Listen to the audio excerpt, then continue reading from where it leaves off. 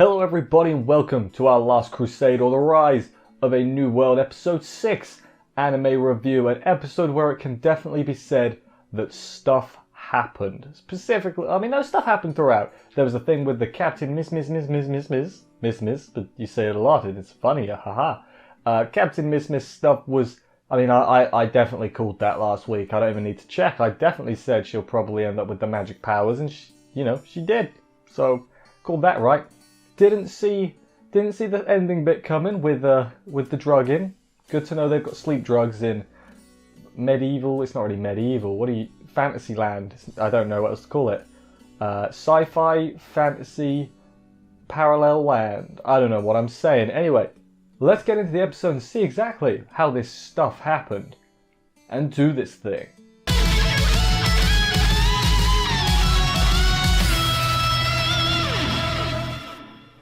We open up on Alice, who sighs for about 3 minutes. No, just kidding. But she sighs like 2 or 3 times in a couple of seconds. It's like, okay, man, you're thinking really hard.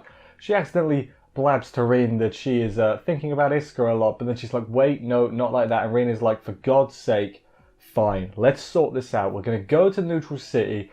We're going to set up your goddamn fight to the death.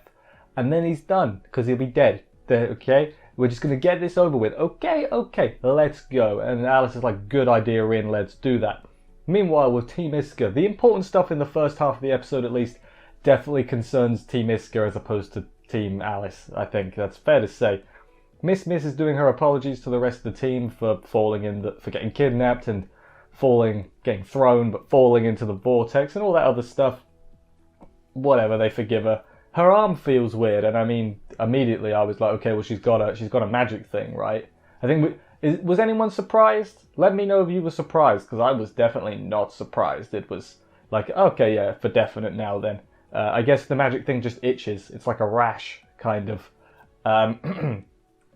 Their secret mission they get from the Glasses Lady, whose name I haven't wrote down. I don't remember her name. The Glasses Lady. The boss lady, boss glasses lady, she shows up and is like, your secret mission, you're going to sneak into the other country and kidnap the queen.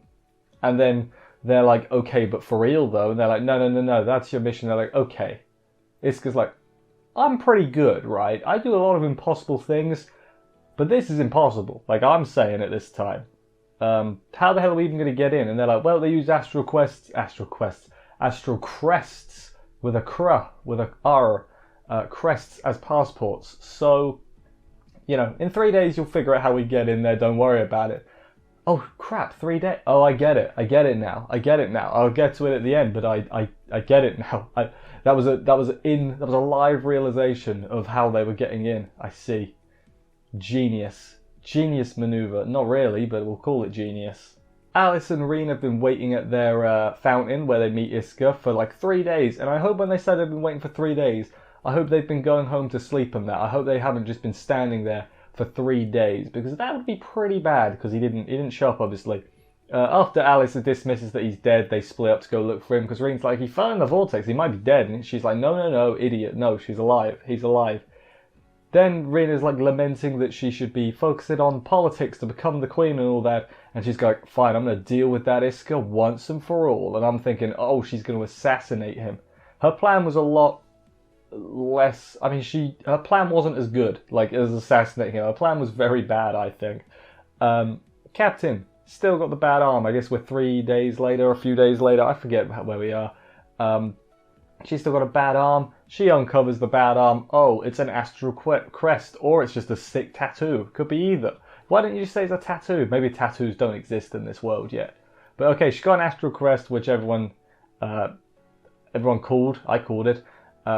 She starts freaking out because of course she does. She's going to be executed on the spot or imprisoned, basically, which I feel like seems really harsh, because like they knew they knew from the beginning that she didn't have one, and now she's suddenly grown and it's like, well, guess you got to die then, It's like, no man, you could use that to your advantage. Like, even from a horribly like just militaristic view, you could use that. If you're nice to her and she's on your side, you could use...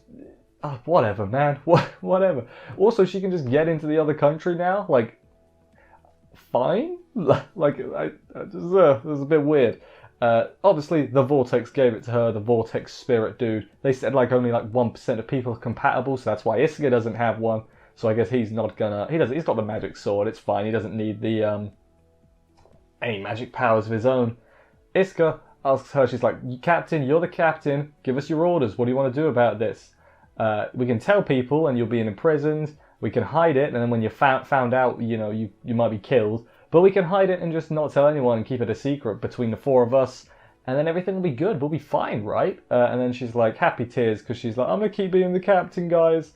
Thanks for believing in me and keeping me safe and all that." And it's like, yes. They were never gonna turn you in, obviously. But now it's kind of sketchy, because if someone finds out, we have to be like, oh crap, one of them ratted her out, and don't know which one.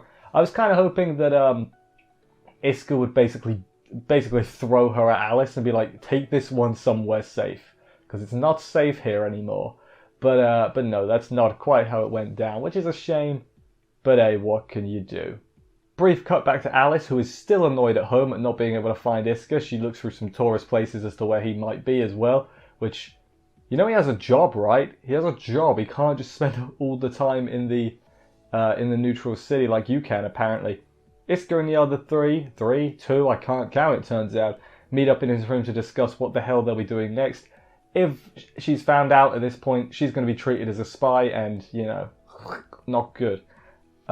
He has a ticket, Iska, for the neutral city, so he's like, perfect, I got an idea. So he takes Mismis to the neutral city and they just sit around on a bench, and he wonders if the Empire used to be this nice and peaceful and cheerful before the astral discovery thing happened, and, all the witches were sentenced to exilement or death and other bad things.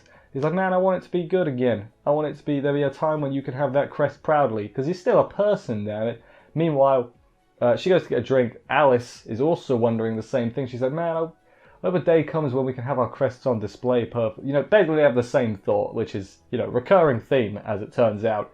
And then Iska has a little think as well. He's like, well, I want the war to end, but if we capture the queen, that ain't going to end the war. That's going to make the war like 5 times worse, because there's no way that she's going to be allowed to let go at any point.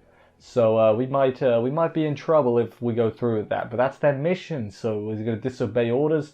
Who can say? I most certainly cannot. Iska's got a hell of an ordeal, but his ordeal's about to get a whole lot more bad. I don't know a good word. I was struggling to think of one there. He's got another ordeal immediately in his direct vicinity, that is for sure. Alice finally finds Iska, and after a brief kerfuffle with who gets to sit on the bench, they both decide, hey, we can both sit on the bench, because it's neutral city and that's okay. They just blush, staring at each other for a bit like they're some newlyweds, except they're not. They're fated rivals and newlyweds at the same time, I guess. They're just sitting there.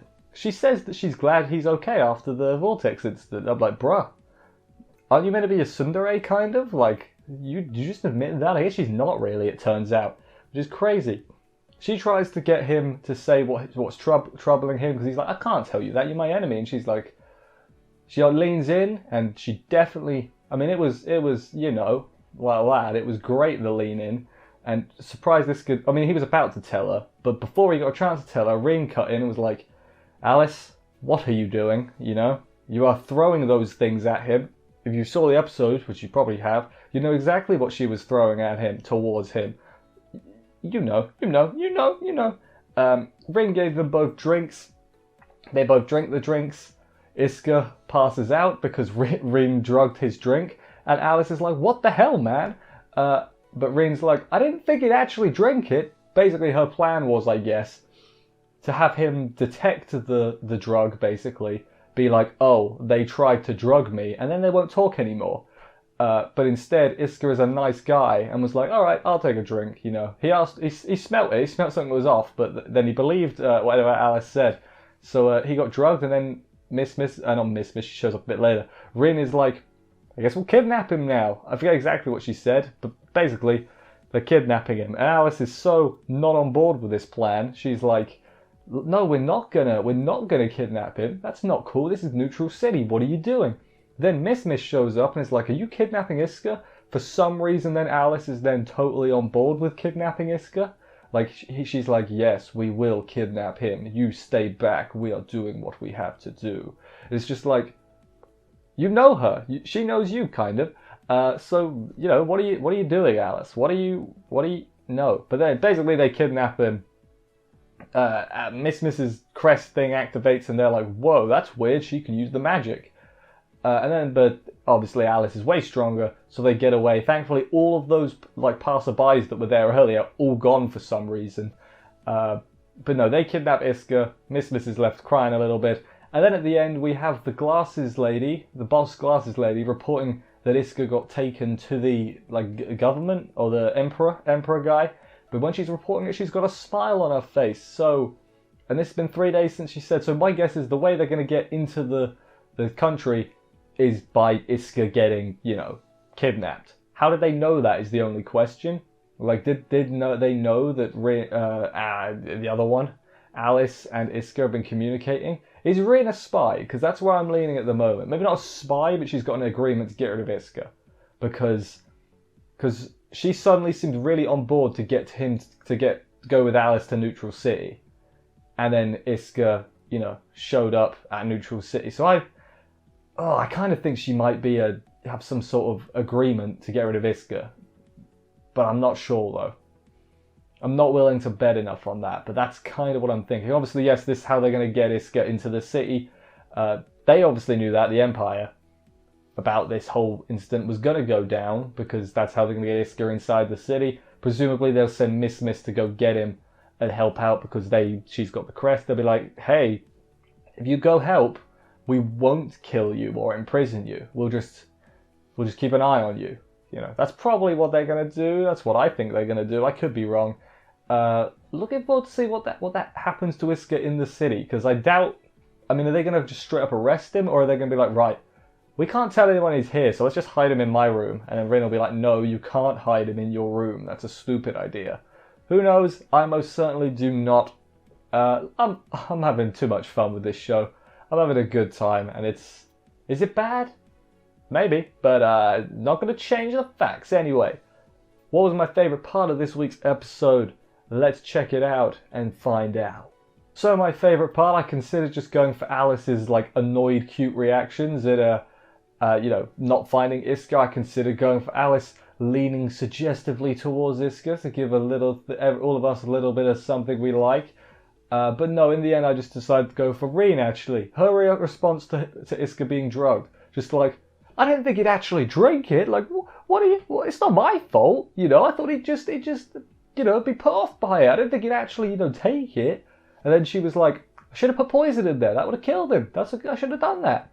And then Alice is like, what the hell, man? You can't be doing that. That would deny me my fight to the death. I don't even think she wants to fight to the death. At this point, they just want to, like, spar or something.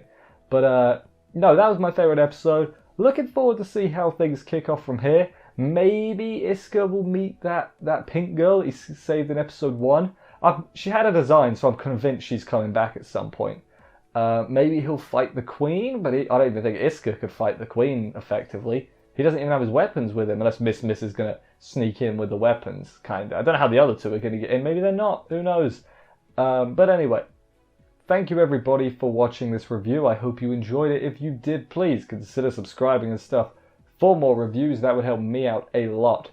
I will see you next week for another episode of this. Take care, and bye, guys.